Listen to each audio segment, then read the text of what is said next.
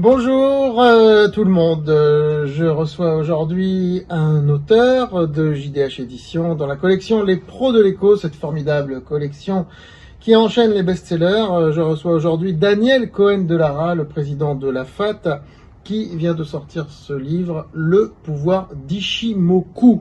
Alors il va nous en dire plus, mais déjà je voudrais vous présenter le livre et sa qualité graphique, puisque déjà c'est un grand format comme vous le voyez, et tout le livre quasiment est en couleur avec de très jolis graphiques, parce que justement pour ceux qui s'intéressent à la bourse, Ishimoku est une méthode très visuelle.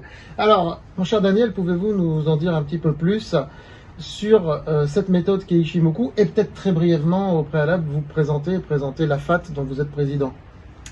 Alors, on va commencer par la FAT, on va serrer les problèmes. Donc la FAT, c'est l'Association française des analystes techniques, c'est l'organisation qui est représentative de cet art, qui est l'analyse technique en France, et qui fait partie d'une organisation mondiale qui s'appelle l'IFTA, qui est présente dans une trentaine de pays, tous les pays qui ont une industrie financière importante et qui regroupe à la fois des professionnels de la finance qui travaillent sur la base de l'analyse technique et des investisseurs individuels, et ça fait une osmose dans laquelle les investisseurs individuels viennent chercher de la source, de la matière chez les professionnels.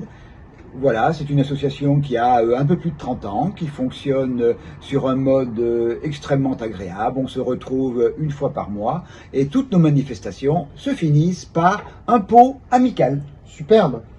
Vous avez dit quelque chose qui m'a interpellé pour l'analyse technique. Vous avez parlé d'art. C'est un art, l'analyse technique? Ah oui, c'est un art. Plus qu'une science. Ah, c'est pas une science. Parce que si c'était une science, qui dit science quand même relativement exacte. Pas forcément, les sciences humaines ne sont pas exactes, l'économie, sciences économiques, sciences sociales, sciences politiques. Ouais. C'est un art dans la mesure où, elle n'a pas vocation à être, ou la possibilité, à être exacte. L'objectif de l'analyse technique, c'est une science humaine, en gros. C'est une science humaine visuelle. C'est une science humaine, c'est une science qui mêle la technique, qui mêle la psychologie, beaucoup la psychologie, puisqu'en fait on travaille uniquement sur l'analyse des prix.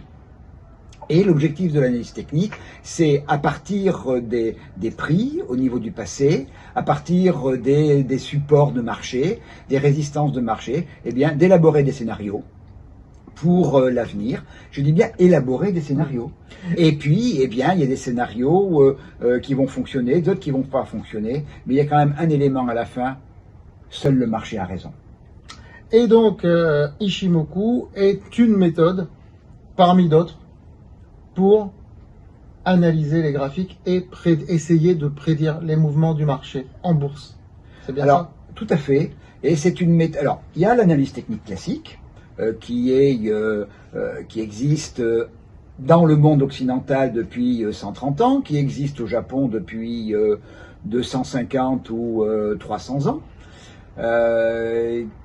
et Ishimoku, qui est d'origine japonaise. La grande distinction entre les deux, c'est que vous avez la première qui travaille sur les extrêmes de marché. Un support, c'est un extrême vers le bas du marché. Une résistance est un extrême haut du marché. Un canal, les prix vont entre la branche haute et la branche basse du canal, qui sont des extrêmes de marché.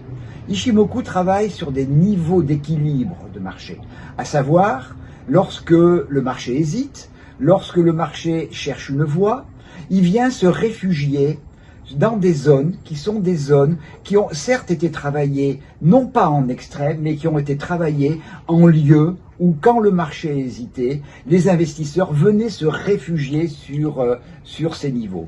Je vais vous donner un exemple qui est extrêmement récent, qui date de quelques jours, sur le CAC 40. Donc je précise qu'au moment de cette interview, nous sommes le 12 septembre 2023. Pour ceux qui la regarderont dans 5 ans ou dans 10 ans, les quelques jours ne seront pas les quelques jours de l'époque. Donc il y a quelques jours, et j'avais dans les émissions que je fais, indiqué qu'il y avait un niveau extrêmement important pour le CAC, qui n'avait jamais été touché en tant que tel, que l'analyse technique ne classique ne connaissait pas, qui était exactement à 7189, qui était un niveau d'équilibre long terme décrit par Ishimoku.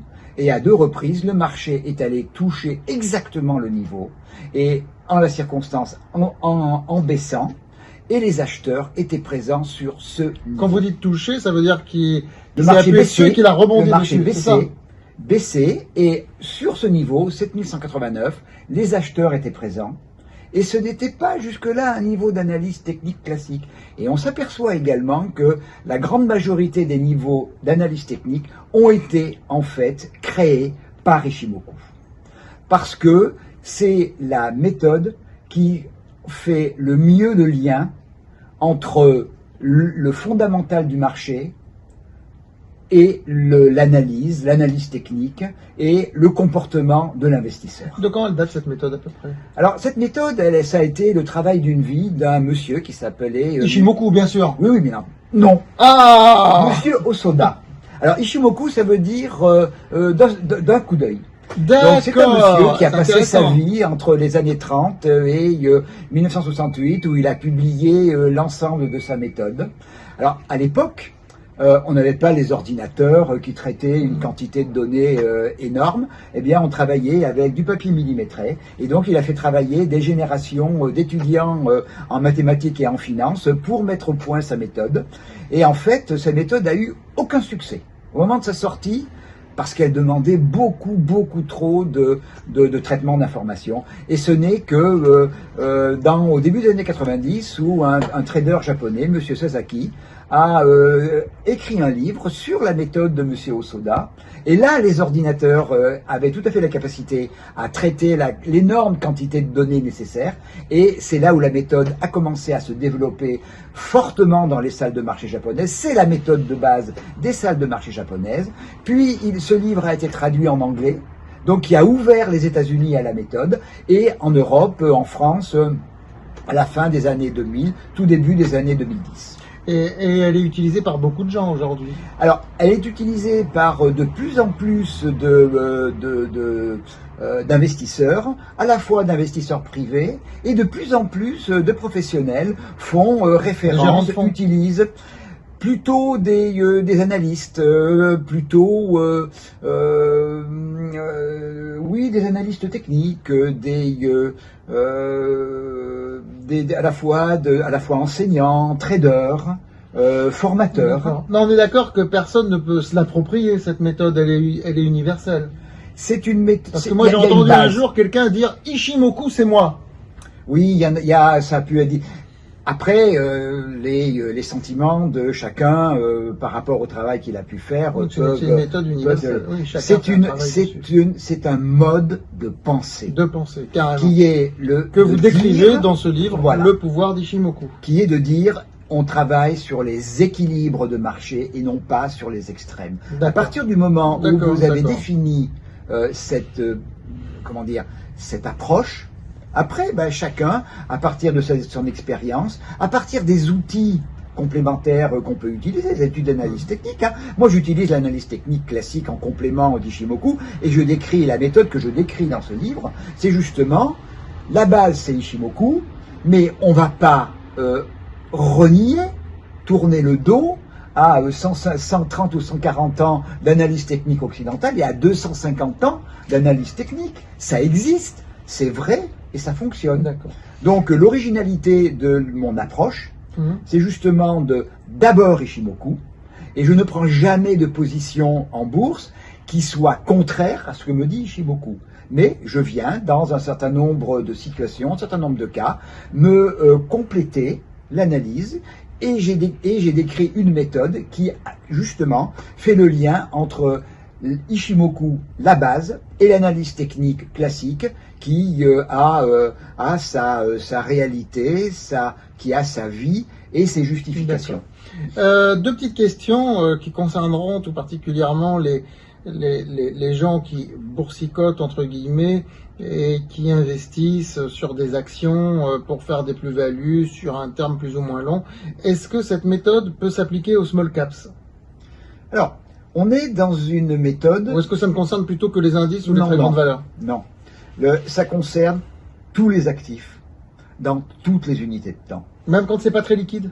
Même quand c'est pas très liquide. Et je vais dire, alors, d'abord, deux choses. Un, c'est pas la méthode, c'est pas Ishimoku qui va créer une information qui n'existe pas. Elle n'existe pas, elle n'existe pas. Au lieu de travailler sur des extrêmes de marché qui, sur des actifs qui sont peu liquides, ces extrêmes peuvent être vraiment très extrêmes. Et on peut avoir, sur des produits peu liquides, des volatilités, notamment à court terme, qui peuvent être importantes et qui peuvent brouiller, au contraire, la lecture qu'on peut avoir en analyse technique classique. Ishimoku, c'est pas son problème, les extrêmes. C'est pas son problème, les points aberrants de marché. Ishimoku va chercher les équilibres de marché. Est-ce que cette méthode peut s'appliquer pour faire de l'investissement à long terme? Par exemple, j'achète une action, mais mon but c'est de la garder 2-3 ans, mais en 2-3 ans, je veux pas faire 5%, je veux doubler. Est-ce que c'est une méthode qui est pertinente pour ça? Alors, la méthode, elle est en tout cas beaucoup plus pertinente que l'analyse technique classique, dans la mesure où, de la même manière, et on revient toujours à ça, on regarde les équilibres de marché, et Ishimoku va aussi indiquer quels sont les supports et les résistances d'équilibre du futur. Donc, un investisseur qui utilise Ishimoku va avoir une cartographie du possible du marché de l'actif en question qui va être beaucoup plus claire que ce que l'analyse technique va pouvoir indiquer. En fait, l'analyse technique va donner peut-être des grandes directions, mais va avoir beaucoup de mal à donner des niveaux d'équilibre de marché. Les marchés, il y a une forme de suivi. Les grands niveaux pour un actif donné, les grands niveaux d'équilibre, s'ils ont été pertinents dans le passé, ils vont être pertinents du futur. Parce que ce sont des équilibres que le marché va en permanence aller chercher. Quand on est en tendance, on est en tendance. D'accord. On a bien compris ce travail sur l'équilibre. C'est très visuel. C'est la base. C'est la base. Et c'est très visuel. C'est une méthode qui est très visuelle. Effectivement, comme on le voit dans les illustrations de ce livre, hein, que vous avez écrit et dont vous avez fait les graphiques vous-même, qui est un livre assez exceptionnel en soi. Hein. Moi, c'est un des livres que j'ai édité. D'ailleurs, c'est le plus cher de tous les livres que j'ai édités à ce jour, 65,90 €, parce que le contenu est quand même très particulier, et puis que c'est un beau livre, hein, on peut presque le dire, un beau livre de bourse, quoi. Voilà. C'est en fait ce format, je l'ai trouvé très original. On est un peu entre le livre classique et le livre d'art. Exactement. Et ça rejoint ce qu'on disait au début de l'interview, c'est-à-dire que c'est un art. C'est un art. Voilà. Absolument. Je vous remercie, cher Daniel Cohen-Delara. Merci, monsieur Haddad. Le pouvoir d'Ishimoku chez JDH Éditions dans la collection Les Pros de l'écho par Daniel Cohen-Delara. Voilà.